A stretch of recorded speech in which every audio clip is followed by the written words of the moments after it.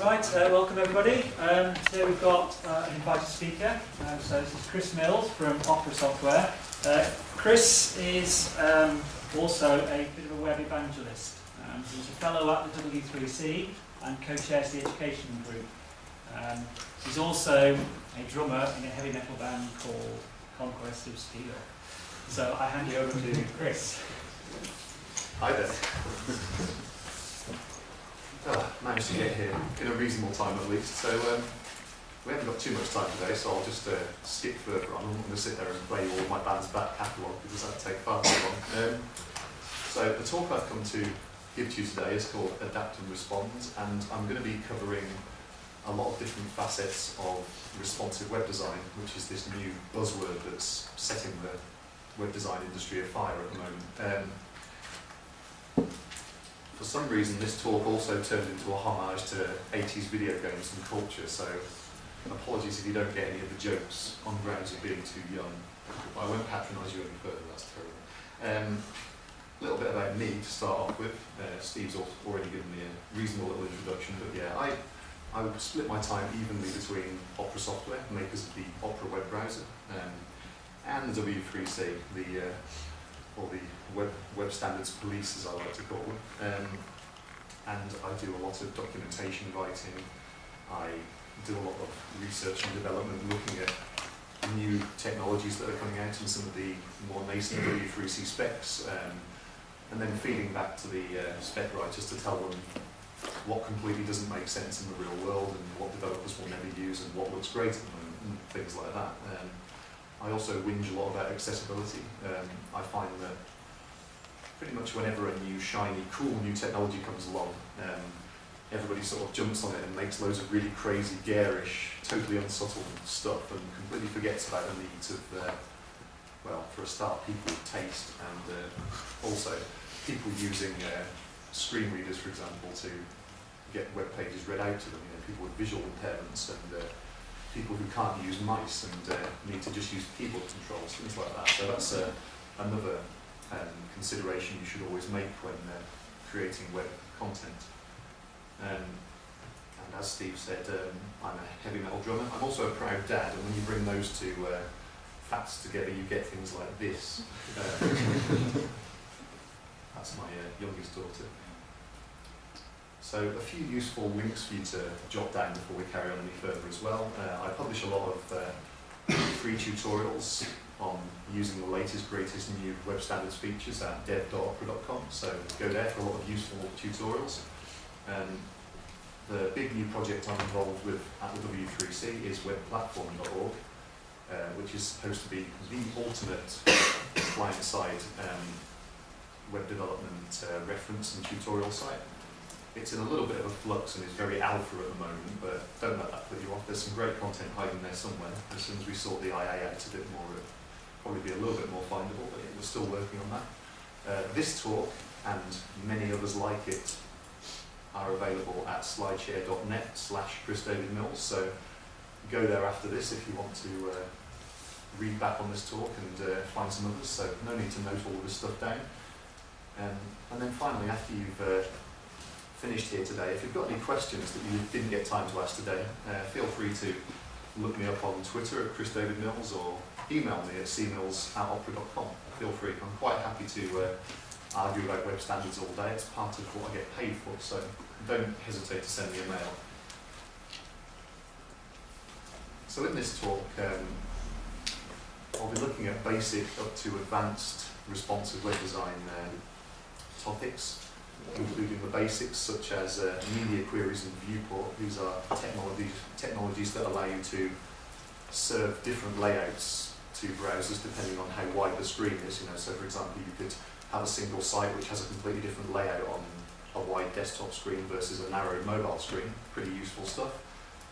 I'll also look at some of the other responsive modules available in CSS3 and what they offer us. I'll also be looking at cross-browser and legacy support, which is something I think is a very important factor of responsive web design that gets forgotten a lot by people. And then I'll also be looking at some of the real future stuff that's coming along just over the horizon. So CSS4 media queries, for example. Yes, there is a CSS4 already. So really today, I just want to power up your knowledge a little bit. And we all know that power-ups look like this. So first of all, a little bit of context to show us how we got where we are today. In the beginning, told you I wasn't an evangelist, there wasn't really much responsive web design at all when we first started making web content, because back when the web first existed, sort of late 80s, early 90s, there weren't any alternative browsing devices to look at websites on. It was all just really desktop computers with resolutions of about 640 by 480. And then slightly later, of course, we had laptops. Okay, maybe that's a slight lie. There was this thing called WAP. Has anybody here heard of WAP? Yeah. I used it once. It cost me £10 for about 20 minutes. There you go.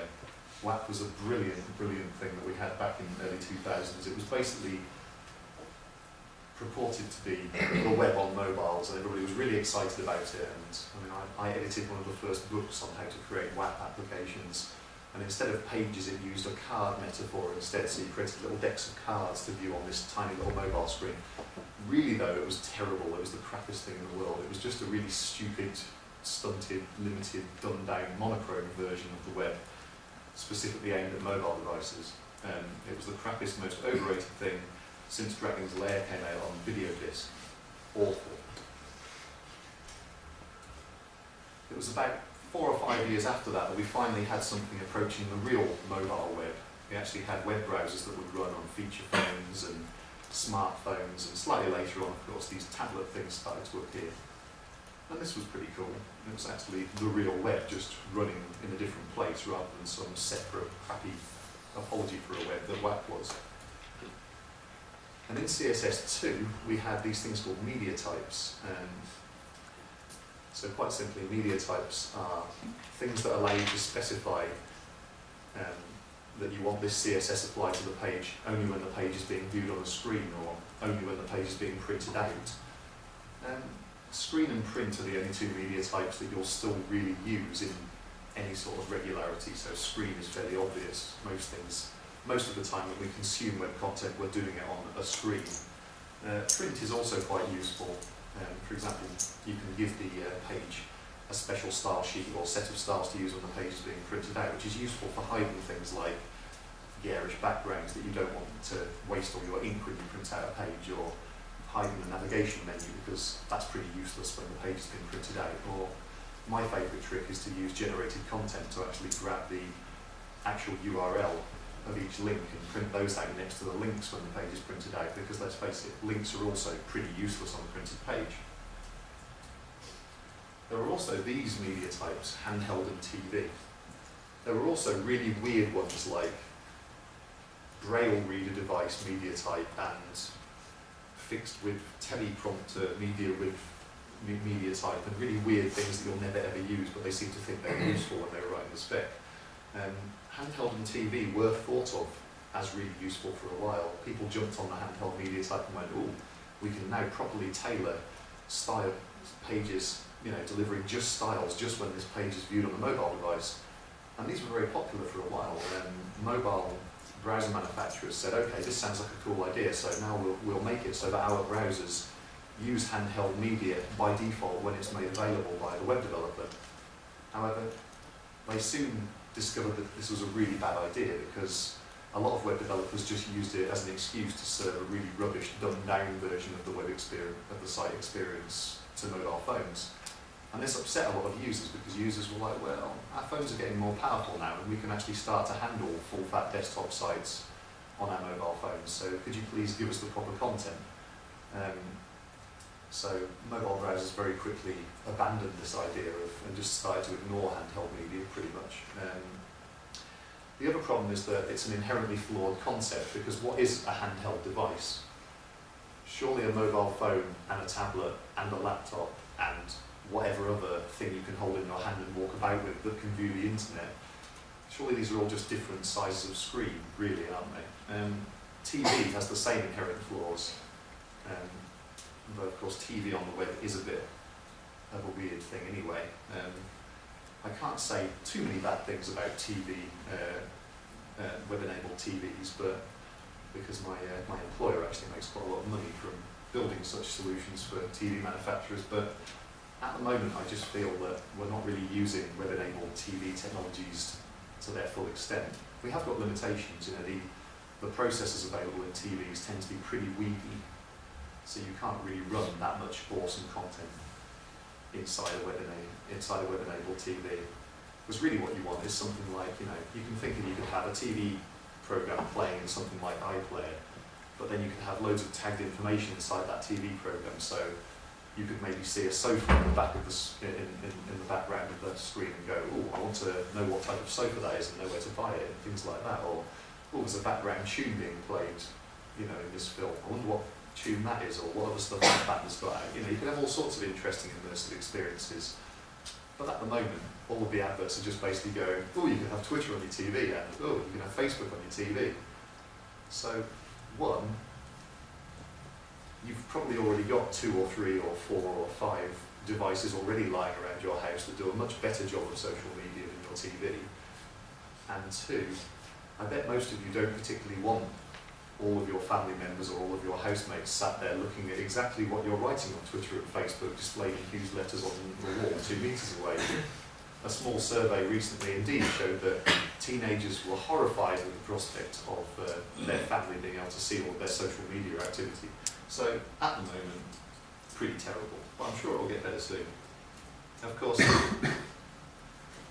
my opinion and your opinion on how good the TV web experience is doesn't really matter, does it? Because we're bound to get bosses and clients that will look at this and go, oh, great new buzzword, web-enabled TV. I want a web-enabled TV site. So you're going to build it for them if they're going to pay you for it. So really the bit of advice I'll give you about optimizing applications for TV is pretty much the same thing as optimizing applications for mobile phones. If you consider that a TV has a very large screen with a very low resolution and is probably sat 2 or 3 meters away from you, and a mobile phone has a very small, very high resolution screen, and you're probably holding it about a foot from your face, it's very similar optimization strategies. So just keep this stuff in mind, and look at the things I'll be telling you as you go through the talk, and this stuff will pretty much set you right whether you're doing a mobile or a TV app or optimization. So back to the modern world now, after a little bit of context. I showed this slide in Boston the other week and it didn't go down very well at all.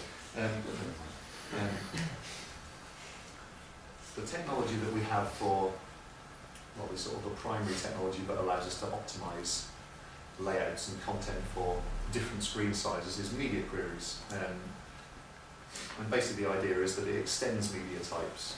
So you can say something like, when the media is screen and when the width is 481 pixels or less, apply this block of CSS code to the page. If not, completely ignore it and move on. That's basically how it works.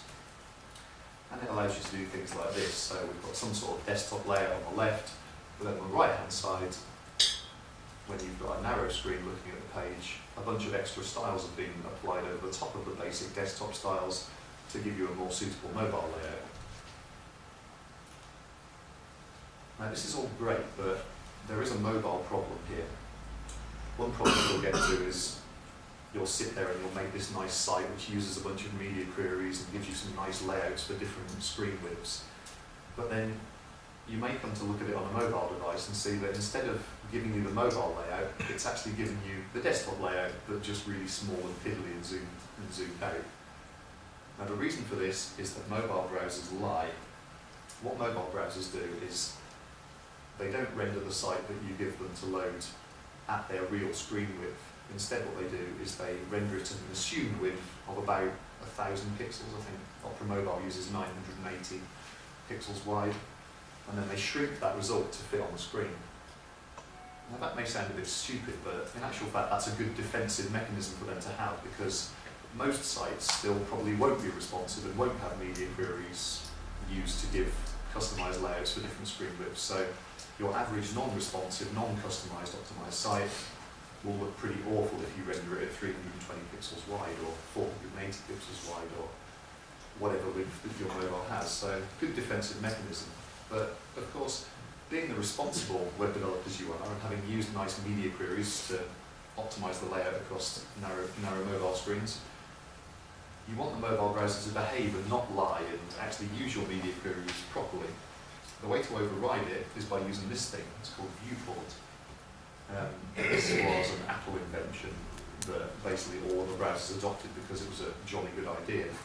And what this does is, well, it goes in the head of your HTML page and it gives the browser instructions about how the viewport should behave when loading various pages. So if you put this in the head of your page, the device width declaration basically says to the browser, don't use that assumed width of 980 pixels or whatever you're going to use to lay this page out. Instead, use the real physical screen width. So in that case, you'll end up with something more like the right-hand side here rather than the left-hand side of the mobile, which is much better. So that's just your basic width-based media query type example. Let's have a look at some other issues on mobile. Really enjoy making this. Anybody here who hasn't played Mega Man, it rocks. So, other considerations, making replaced elements responsive. I'll look at that a little bit. By a replaced element, I basically mean anything that draws in an external source and uses that as its content, such as images or video or SVG or whatever external content. Even object elements count as well if you're using object elements to put a flash movie on the page, for example. I'll also look at bandwidth and loading of resources. That's also important, not just considering the width and height of things like images, but also the page, the actual weight that it adds to the page. Resolution is becoming increasingly important with all of those high fidelity devices that we now have on the market. I'll also look a little bit at processing power and then a tiny bit at control mechanisms. So let's just go ahead and look at some of these. The main problem that we tend to get with replaced elements on pages, their layout, is that the actual space that a replaced element takes up on the screen tends to be dictated by the actual physical size of the, not physical size, you know what I mean, the size of the content it's pulling in. So in this case, images. And the problem tends to be that if you've got a fluid column sized using a percentage, and then you've got replaced elements inside it, when the width of the liquid column becomes such that it becomes smaller than the actual replaced elements you've got inside it, they won't decrease in size to match that. They'll just sort of start to break out of the column looking a bit messy like this. Now there's quite an easy fix for that. So for example, what I've done to fix it here is I've just set display block on the images so that I can do things like give them width and height and max width. I've used the old margin 0 auto trick, which just basically tells them to center inside their parent element. And then I've used this thing max width equals 100%. Now that's quite useful because it basically says if that replaced element is smaller than its parent element, then it'll just display as is. Sorry, if it's smaller, but if it gets to the point where it's looking to be larger than its parent element, it will be constrained to a maximum of 100% of the parent element's width. So as that fluid column starts to decrease in size, the replaced elements will start to decrease in size along with that, which is pretty useful.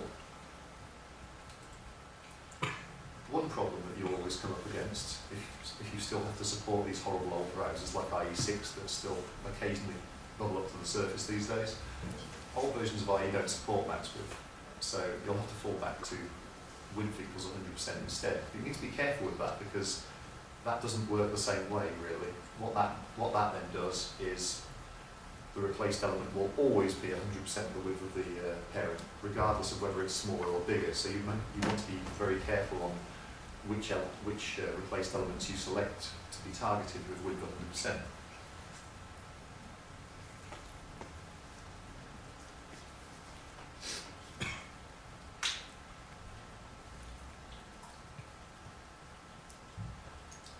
So file size is very important, as well as just how wide and tall are our images. You also want to consider, well, that guy using a mobile phone over there is probably going to be on a slow connection, some sort of possibly patchy mobile network. Not only does he not need a very large image to display on his tiny mobile screen, he also won't appreciate having to download all of that extra image that he doesn't actually need. So it's a bit of an assumption, granted, that narrow screen will automatically mean slower connection and mobile phone, but it's pretty much the best we've got to go on right now. So it's easy to deal with CSS resources when you're looking at this kind of problem, so things like background images.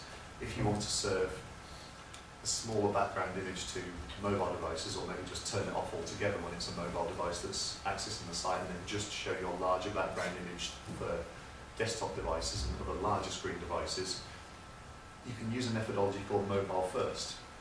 And what this does is it turns the whole media query usage on its head. So before, when I showed you a media query example, I was having the default layout, the default CSS, before you actually get to any media queries and apply anything else, as the desktop layout. So that's the default layout. So what happens in those cases is that a desktop device just gets to the default styles and goes, okay, I'll apply this layout. But then the media queries may not apply to it because it won't have that screen width below a certain amount, so it'll just ignore the media queries. Whereas a mobile device will come to it and go, okay, I'll apply the default desktop layout first, but then I've got to a media query that applies to me, so I'll then apply this mobile layout over the top of that desktop layout.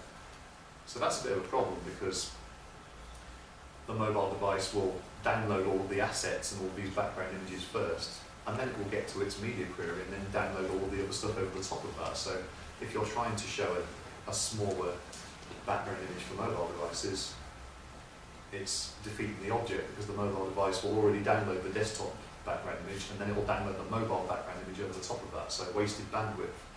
What mobile first does instead is it has the default desktop, the default layout before the media queries are reached as the mobile layout. So the mobile device will just download the mobile layout and all the associated assets and stop there. So it will only download the mobile images. It will just be the wider screen browsers that will first of all download that mobile layout, and then they will apply the desktop layout stuff over the top of that. So that's a much better way around to work it. So you can do something like this. You can say, okay, I've got a small background image for my header, but if I'm a device that has a screen which is 480 pixels or larger, I will instead download this large background image and use that instead. HTML5 video is also pretty well served for this kind of responsiveness because you're able to add a media attribute to a video source element to basically say, do a media test. If the screen width is 480 pixels or less, which is the first line there, then use this video, download and use that video. But if the screen width is greater than 480 pixels, then use that larger video instead. So that HTML5 video is fairly well served for this. The main problem we have is this poor old humble image tag. The image tag hasn't got any mechanisms to allow you to do responsive image stuff because, well, it was created in about 1994, years before any of this responsive web design problem stuff was unearthed. So there are various solutions we've come up with. There's a good article called Responsive Images Problem on devopera.com, my site, which details a lot of these solutions in a hell of a lot more detail than I've got time to say today. So go and dig through that if you're interested in a lot more of this stuff. None of them particularly work perfectly. The main problem is this prefetch thing that all browsers now seem to have adopted. The idea being that when a browser now loads a web page, it tends to grab all of the image assets and other replaced element assets first and loads them up in memory before anything else is downloaded at all. And that gives an impression of a faster page load because instead of sort of download, when you, on an older browser, you used to download the HTML and then the images wouldn't be loaded, so you'd get all of these either blank spaces or just nothing at all where the images should be. And then as the images start to appear, you get this really jarring effect where all the text starts to go dum, dum, as the images start to appear, which is pretty horrible user experience. So to be able to have the page just appear with the images already there creates an impression of being a faster page load. So that's why they do this prefetch thing, but it's a total pain in the ass when you're trying to do responsive images stuff, because you might want to do something like, say, okay, use JavaScript to look at loading, look at dynamically altering the source attribute to load a smaller image if the screen width is smaller. But you can't do that if the image is already loaded but the JavaScript hasn't been loaded yet. So it just ruins a lot of these potential responsive image solutions. The one that works best just at the moment, I find, is this thing called Adaptive Images. You can find it at adaptiveimages.com, written by a very clever English guy called Matt Wilcox.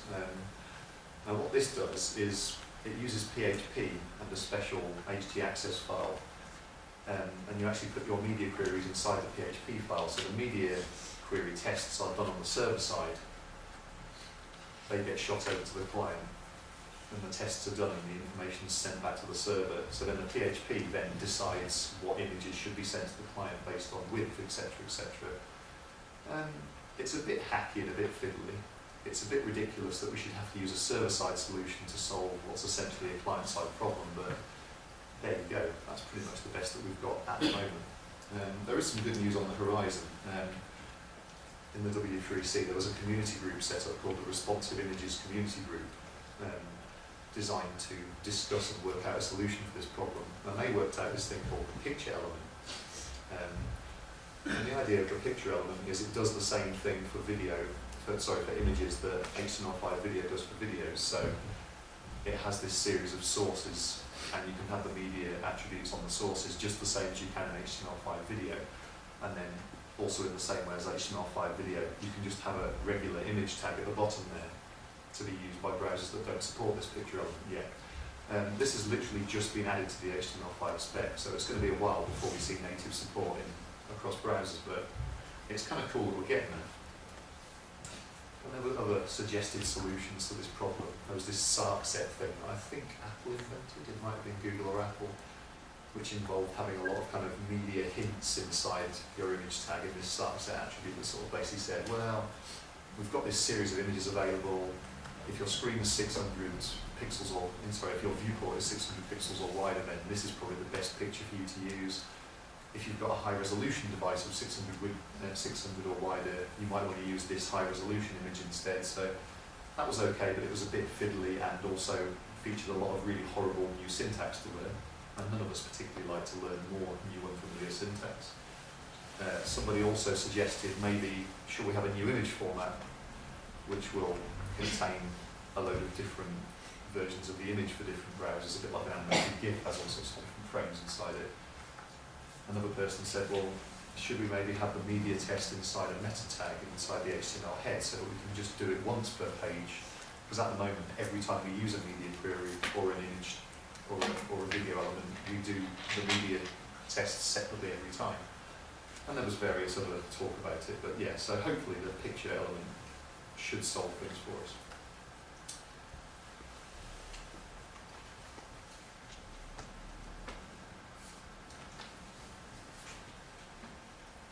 So a little word on processing power. These problems are going to go away sooner or later, well, at least in the Western world, because most of us now have Android smartphones or iPhones or Windows 8 phones, and they're looking quite good. They've actually finally got mobile browsers right. But especially when you're trying to do an application that you want to work across third world countries and Eastern European countries where they mainly just have crappy old feature phones. They don't have iPhones very much in those countries. You're going to want to think about the amount of processing power it takes to display all this stuff. One good tip is that on the mobile layout, you might want to use your media queries to turn off things like drop shadows with lots of blur and animations and things like that, because they do take quite a bit of processing power to compute and display, which can really slow down the experience on those devices.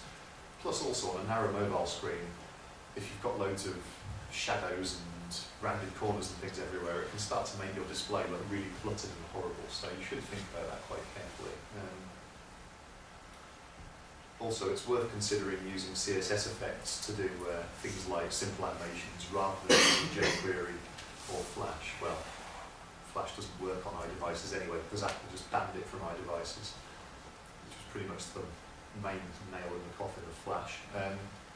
But especially using things like jQuery just to do a very simple animation on a mobile device, you might want to just try and do that with CSS animation instead, because that animation is done using the actual browser itself rather than using JavaScript sat on top of that, so that's a lot more efficient. Another tip is that if you find that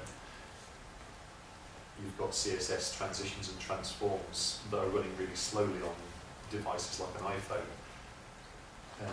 you can actually force the device to use hardware acceleration to render that animation just by using a 3D transform that does nothing. So for example, if you just include something like a rotate X of 0 degrees inside your animation, inside your transform tree, you can actually make the browser automatically apply hardware acceleration to that transform, even if it doesn't need it and it's not a 3D transform. So that's a good tip as well. Resolution next. Now, this is a screenshot from a ZX80, circa about 1981. Does anybody want to guess what screen resolution it had? Anybody at all? It had 64 by 48 pixels, which is quite amazing, isn't it, if you consider that these days we have mobile phones that have resolutions like that. And it makes me wonder what would it be like if we had to try and do responsive layouts for really, really old devices like that. High resolution devices are even more confusing in terms of working out exactly how your media queries and CSS are going to behave, because these devices lie twice. Not only do they use this assumed wider viewport width to render the site at, but then they also add a default zoom factor on top of that, which makes it really bloody hard to work out what's going on. It's almost like understanding the plot of Inception or something. And it also gets really confusing because, contrary to popular belief, pixels are not an absolute unit. They're actually a relative unit, because one CSS pixel can actually be multiple device pixels on these devices. So, yeah, it's all a bit horribly confusing. Now, the main real problem that you're going to come across on high-resolution devices is that images will start to look a bit pixelated and rubbish, because they'll get rendered at this tiny size and then blown up by this zoom factor, so they can start to look pretty terrible. So dealing with displaying images nicely at high resolution can be a bit of a problem. There are a few solutions available. The first one I'll take you through is this idea that it's sometimes a good idea that if you want, say, a 250 pixel square image displayed on a page, create it at 500 pixels by 500 pixels and then just shrink it down as standard using an HTML width attribute. Now that works pretty well because it's supposed to be rendered at 250 pixels wide, and it will be on standard resolution devices, but on high resolution devices it will render it and then apply that zoom factor, but because there's a lot more image information available there, it will still look fairly reasonable. Another interesting one I came across just last week actually is somebody that said, well, what they've started doing for high resolution devices is when they want to use things like fairly small icons, is they'll create a JPEG, a much larger JPEG than the one that they need, but they'll actually save it at 0% quality. But then zoom down, it still looks okay, and it's got a really small file size. So that's an interesting hack as well. Another thing that's good to do on high resolution devices is if you've got a background image and you don't want it to look all crappy and pixelated on high fidelity devices, use a media query to reduce down the size of the background images using the CSS3 background size property. So for example, if you've got something like a 500 pixel wide tile background image, you can shrink that down to 250 pixels on high resolution devices, and it will come out looking a bit smaller, but it will still look okay. It'll look a lot more high fidelity and a lot better on those high resolution devices. Now we can do things like that using this min device pixel ratio media query. So instead of testing for screen width, what this does is it returns, it tests what the resolution is So if the pixel ratio or the resolution is higher than 1.5, I think it's, what is it, it's CSS pixels per device pixel, I think it is. It will execute the code within. If not, just ignore it and move on. Now this is a bit fiddly, unfortunately, because as you can see, you need to use vendor prefixes. That's what the dash O dash and the dash WebKit dash is. Have you covered vendor prefixes? That's good. To send these different media queries to different devices, and then even more annoyingly, you can see that Opera and WebKit-based devices use different units for those, so you have to actually write two separate media queries. That's pretty annoying. This should hopefully be fixed in the future when browsers converge on using the standard resolution media query instead. At the moment we're using this device pixel ratio thing. That was a proprietary Apple invention that was never in the spec. But we're starting to all support this one now, which is good, and that uses a unit of dots per pixel.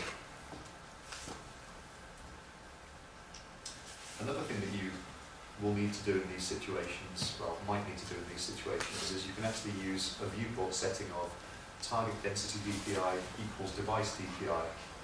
And what that does is it says to the device, stop lying and using this default zoom factor, just display it at your real resolution.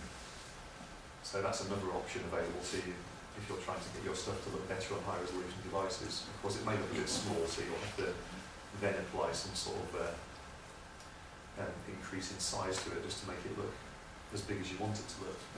There are various other media queries available as well, things like aspect ratio and whether it's a monochrome screen or not, but I've just covered pretty much the most common ones. There are also other viewport settings available. You can also use viewport to say something like, the maximum zoom I want the user to be able to do on this is 200%, and the minimum zoom, the maximum amount of zoom out, I want this maybe 50% of the initial look of the site. You can also say, I want the initial zoom to be 110% of the size or 100%. You can even say user scalable no, which means I want to completely turn off the ability that users have to zoom the page. But never do this because it's just a complete accessibility disaster. It's a very important feature for visually impaired users to be able to zoom their pages, so that's just a terrible idea, because they've never even made that one available. I think the only place that there's a legitimate use for user scalable no is, for example, maybe if you want to make some sort of very specific interface, like a game interface. Maybe you want to make a canvas game that runs on mobile phones. It might be a good idea to turn off user zoom then, because zooming it could completely wreck the interface, but you should still at least think about providing some sort of accessibility features inside the game itself. And of course canvas is pretty terrible for accessibility anyway, because none of the text inside canvas is viewable by a screen reader, but that may or may not be a problem depending on your target audience. Perhaps it's not so much of a problem for games. Okay, so lastly in this section, I'll just say a little bit about control mechanisms. This is currently a little bit tricky because probably the main control mechanism that you want to detect for and do things according to on mobile devices and tablets is touch, but you can't detect that using media queries yet. You can detect it using the Modernizr feature detection library, which I'll look at a little bit later. But that's pretty much the main thing with control mechanisms. You should just consider what control mechanisms the different devices have and then make allowances if necessary. And then of course the usual wisdom applies that we've had for a long time, which generally consists of make a focus state available for every hover state you make available, just so that keyboard-only users can actually take advantage of the useful styling that you've put inside hover states on links and things. Okay, supporting all the browsers next.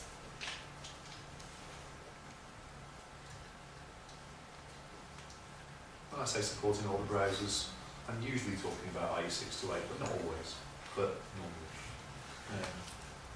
I've actually been chatting to some of the web evangelists at Microsoft recently, and they've actually been tasked with the job of killing IE6 support around the world. I think Microsoft are more anxious than anybody to get rid of it, so hopefully soon.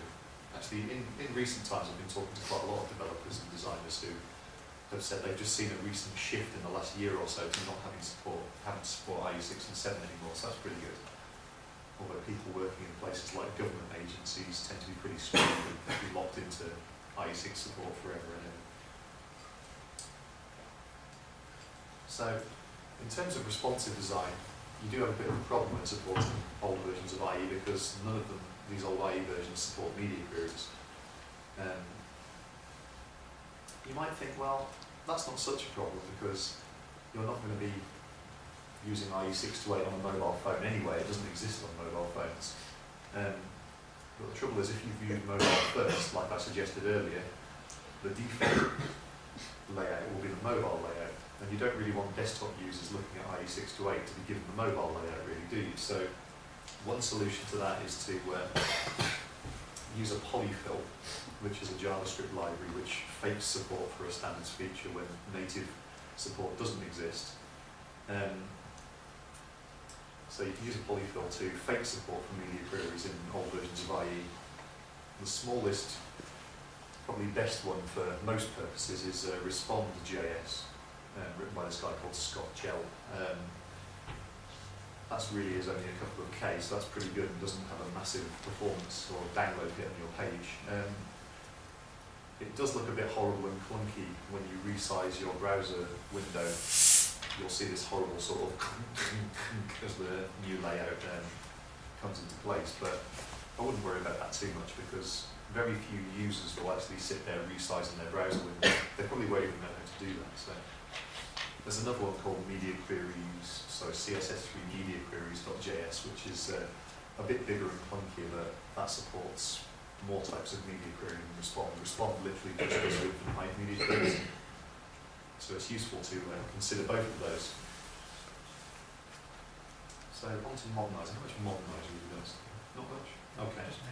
Okay, you just mentioned it. So Modernizr is a JavaScript library which allows you to detect what features your browser supports and then apply CSS and JavaScript selectively depending on the results of the feature tests you want to use. This is really, really useful stuff for providing more intelligent fallback mechanisms for older browsers. So the way you use it is you put a class of Node.js on your HTML tag, and then you just import the script onto your page just in the standard way using a script tag. What this does is, at runtime, it does tons of feature detection tests and it applies all of these different classes to your HTML tag.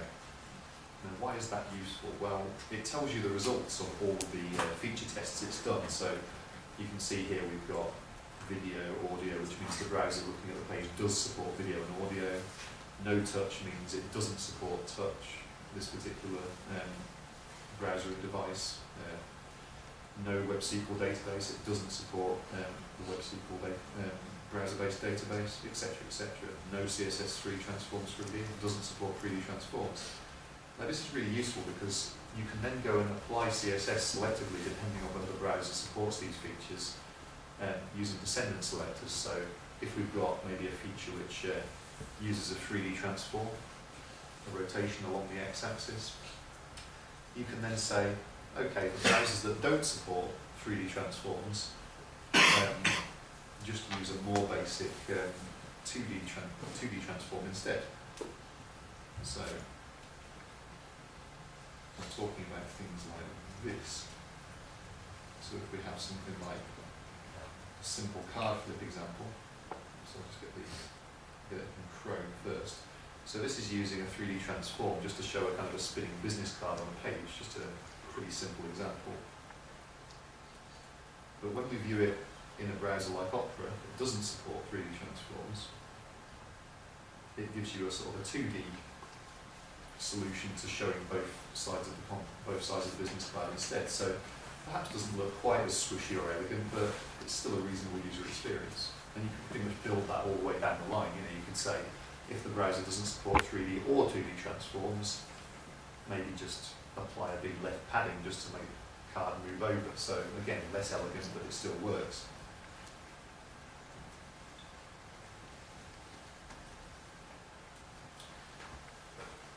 Rather usefully, Modernizr also provides a JavaScript API to allow you to do the same sort of stuff in JavaScript. So you get this Modernizr object. And on the Modernizr object, you can use all these different methods to say, or properties rather, to say, okay, if Modernizr.css animations is true, so if CSS animations are supported, then do this. If not, do this instead. It's very simple. So here I'm just basically saying, if CSS animations and 3D transforms are supported, run this code. If not, run some other code. So I'll just show you what that's doing in the browser.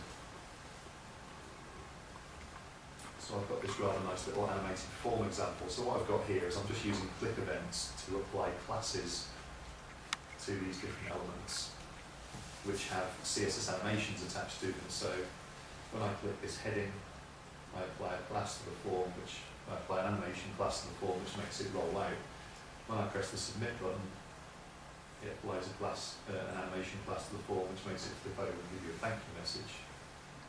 It took me a very long time to actually find a tangible, useful, proper use, usability plus use for CSS animations, I must admit. Most people are content with just making Spider-Man cartoons, which is still pretty cool, but it's not actually that useful, is it? So in Opera, which doesn't support 3D transforms again, that one works, but then when I submit, instead of using a 3D transform and transition to flip the card over, I'm just increasing the Z index of the back face just to make it pop up and appear above the front face of the form.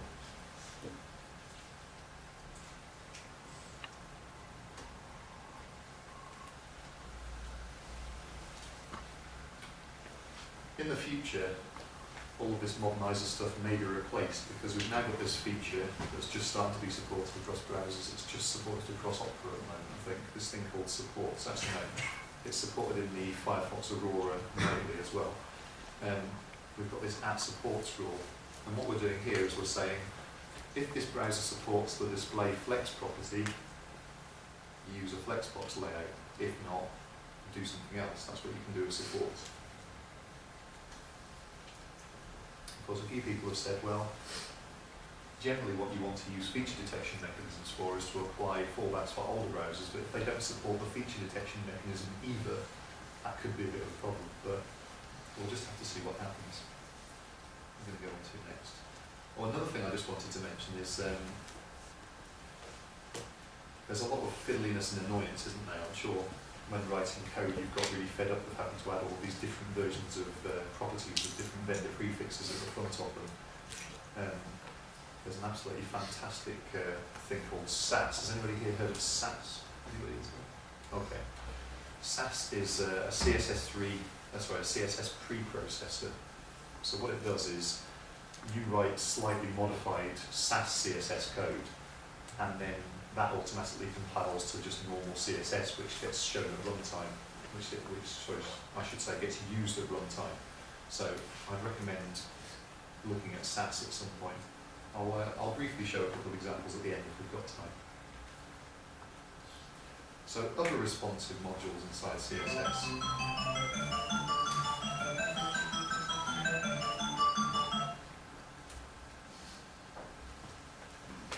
There are lots of actual proper layout modules coming in CSS3 and CSS4, which is good news because for years we've pretty much hacked web layouts. Way back in the days when browsers didn't support CSS very well at all, we used to use HTML tables for layouts and use spacer GIFs to make stuff be pushed to where we want it to be on the page. These days it's a little bit less disastrous and horrible than that. But even so, we tend to use floats for multiple column layouts, which is all well and good and it works, but it's a bit of an abuse of what floats were intended for. And then positioning is fairly good, but it doesn't solve every problem that you'll come up against. So it's a bit hacky the way that we're doing things. The modules I'll look at here are CSS device adaptation, Flexbox and multi-col. There's also some others on the horizon as well, mainly written by Adobe because they're quite desperate to get into web standards now that Flash has been all but killed.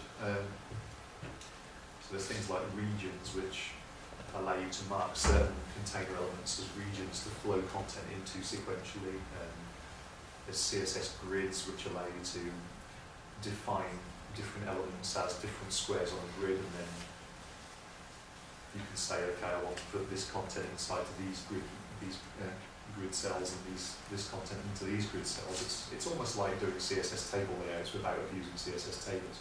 There's also one called exclusions and shapes, which allows you to specify that, okay, I want this text to flow around this image, but actually sort of not just flow around the square of the image, but flow around the actual, you know, if you've got an image of a mountain or something and you want the text to flow down the mountain, you can do things like that, or have text flow around a circle or a diamond shape or something like that. So it basically allows you to do much more complicated, intricate flows, magazine style layouts and things like that.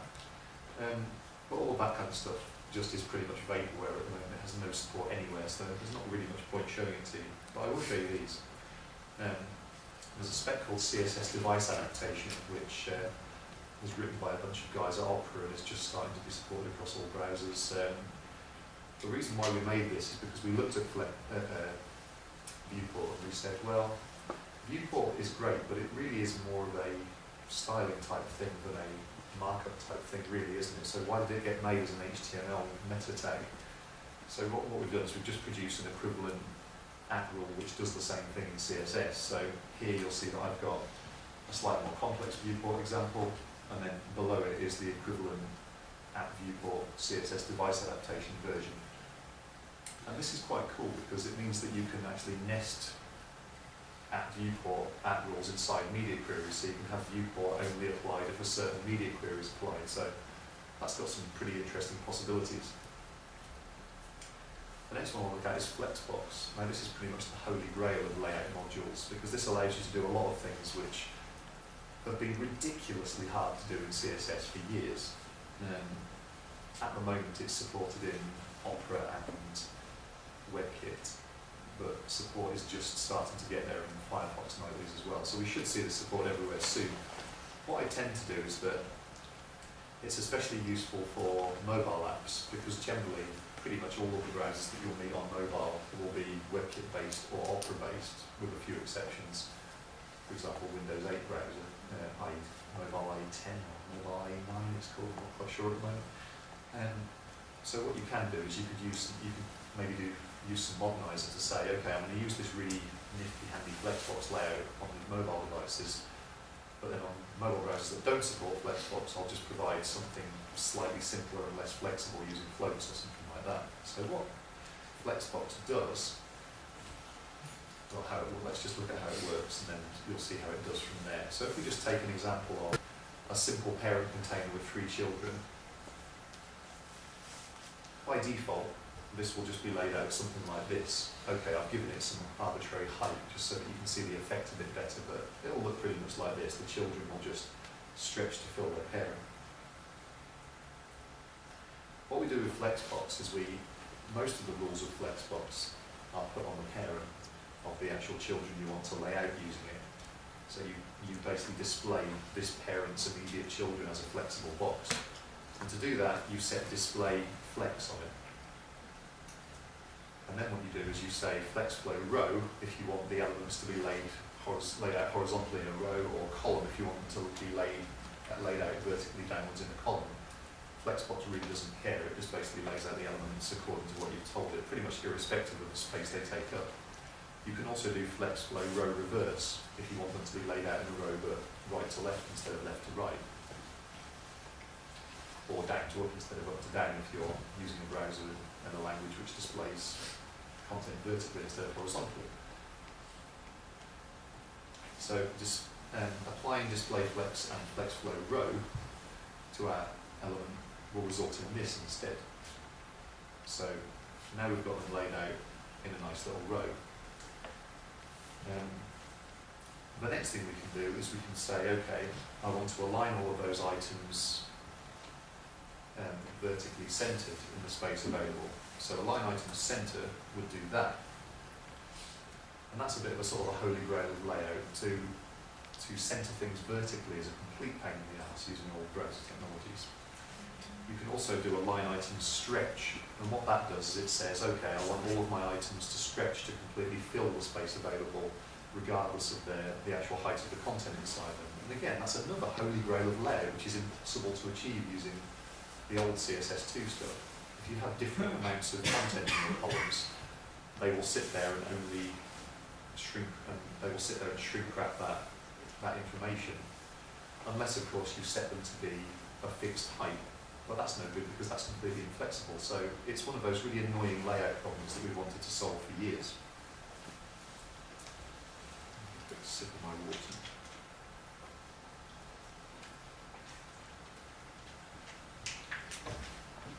The next thing that Flexbox does is it allows you to alter the actual order that your child elements are displayed in without messing about with the DOM source order. That's pretty useful. So by default, all of your elements will be in an ordinal group of 0. This is the terminology from the spec. So you put the elements in different ordinal groups depending on what order you want them to be displayed in. So here, if we say second is in an ordinal group of 1 and first and third are in an ordinal group of 2, the second will display first and the first and third will display after that. When two or more elements are in the same ordinal group, they display according to their source order. So that will result in this.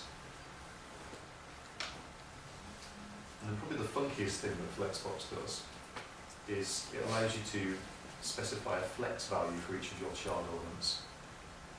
And what that means is it's like a proportion value. So rather than messing about and saying, oh, well, I want this element to take up 33% of the total width of my parent. Oh, but that's not really very accurate because it's not 33.3 recurring. It's impossible to specify that inside CSS. And oh, now this element's gone to the next line because I haven't considered my padding and my margins, which also add extra space to the amount that the element takes up. And oh, it's just a massive mess trying to work out how to make liquid layouts work like that without just looking like a complete shambles. With Flexbox, you just say flex equals 1 for all of the child elements, which basically means all of you will take up an equal proportion of the available space inside the parent, and that results in this.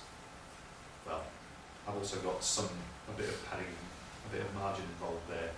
If there wasn't any margin involved, there'd be no spaces between the elements, but yeah, any of the unflamed space that's not already taken up by padding margin or padding margin or content will be distributed equally between the 3 children. And then if you wanted, say, one element to take up twice as much space as the other 2, you could just say flex 2. So that equals a total number of proportion numbers of 4. So the third child element is taking up half of the available space. So that means it will just grow to be twice as large as the other 2 in terms of the actual content, remember. It's still just the content we're affecting here rather than the content padding and margin. So that's Flexbox, and that's pretty much Voodoo magic. I absolutely love it. It's probably my favourite addition to the CSS spec recently. The other one I'll look at is multi-col, which is a bit less exciting, but it does have a very specific purpose. The idea of multi-col is if you want to just grab some content and just split it up into multiple columns flexibly without having to mess about putting the different columns into different child elements, and then, which is totally inflexible because then the content starts to break if you've got a flexible parent container, etc., etc. So we can do things like this. If we have a bunch of articles laid out inside a parent container, we can say, okay, so I want my column width to be 20 ems. And what that means is that as the browser, if you've got a parent element which is flexible, as you resize it, the number of columns will change from 3 to 2 to 1 or whatever, depending on the amount of width you've got available inside that parent container. So the width of the columns will unlikely ever to be exactly 20 ems, but it's like a sort of a best fit approach. The browser goes, okay, so the preferred column width is 20 ems, so I'll try and make the columns as close to 20 ems as possible at all times, whilst ensuring that there's no white space left at the right-hand side, and I'm not breaking out the actual parent container.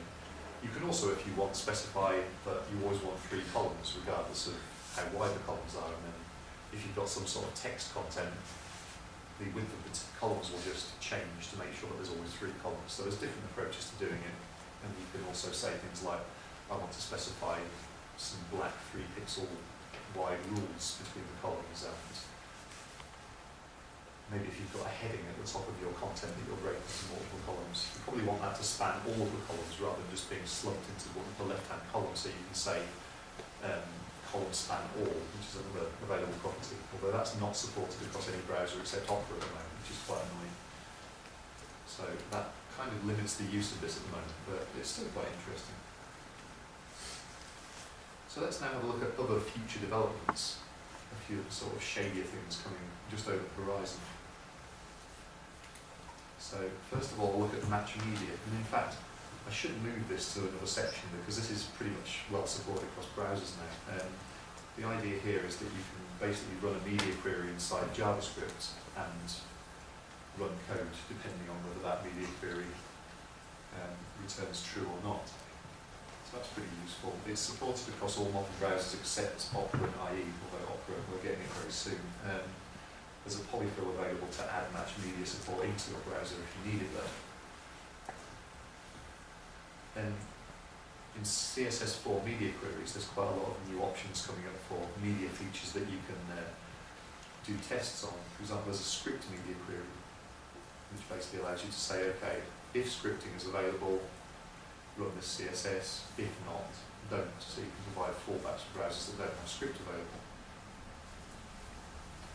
There's a hover media query, which queries whether the pointing device is capable of hover or not, which is quite useful for various different browsers mobile browsers that don't do hover very well, if at all.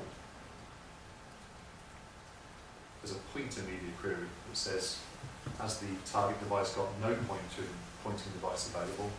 Has it got a coarse pointing device available, so using your fat finger to select links on a phone, or a fine pointer, so has it got a virtual mouse, or has it actually got a little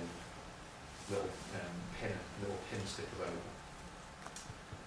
A very recent addition is the luminosity media query, which basically says, is the target device being used in a dim environment, or a really washed out environment, such as really bright sunlight, or just in a fairly normal average lighting conditions environment.